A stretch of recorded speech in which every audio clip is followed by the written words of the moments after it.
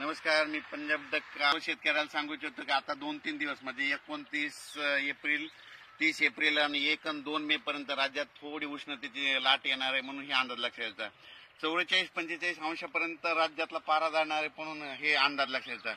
पण राज्यातल्या सर्व शेतकऱ्याचा कांदा काढणे चालू आहे म्हणून त्यांना सांगू इच्छितो तुम्ही काय करा, मेच्या पहिल्या आठवड्यात अवकाळी पाऊस येणार आहे. म्हणजे सर्वदूर नाही पडणार, तुरळक ठिकाणी पडणार आहे. तुम्ही काय करा, तुम्ही तुमच्या कांद्याची काळजी घ्या, कारण की मेच्या पहिल्या आठवड्यात राज्यामध्ये अवकाळी पावसाचं संकट असणार आहे म्हणून हे अंदाज लक्षात येतात. काय झालं की राज्यात सांगायचं झालं तर मेच्या पहिल्या आठवड्यात काय होणार आहे, गुजरात इकडे, मध्य प्रदेश इकडे, छत्तीसगड इकडे, कर्नाटक, तेलंगणा आणि इकडं आंध्र प्रदेश या भागामध्ये मेच्या पहिल्या आठवड्यात पाऊस पडणार आहे. त्याच्यामुळे आपल्या महाराष्ट्रामध्ये सीमालगत म्हणजे गुजरातच्या बाजूला उत्तर महाराष्ट्रात नंदुरबार, धुळे त्यामध्ये मेच्या पहिल्या आठवड्यात तिकडे तुरळक अवकाळी पावसाची शक्यता आहे. वारं पाऊस असणार म्हणून त्यांनी लक्षात द्यायचं.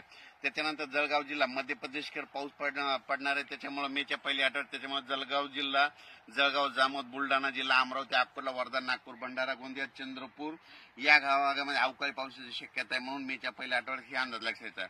त्याच्यानंतर तेलंगणात देखील अवकाळी पाऊस पडणार आहे मेच्या पहिल्या आठवड्यात. त्याच्यामुळे तेलंगणाच्या सीमालगत नांदेड, धर्माबाद, त्याच्यानंतर नायगाव, नरसी या भागामध्ये, त्याच्यानंतर देगलूर, सगरोळे या भागामध्ये अवकाळी पावसाची शक्यता आहे म्हणून त्यांनी देखील लक्षात येतं.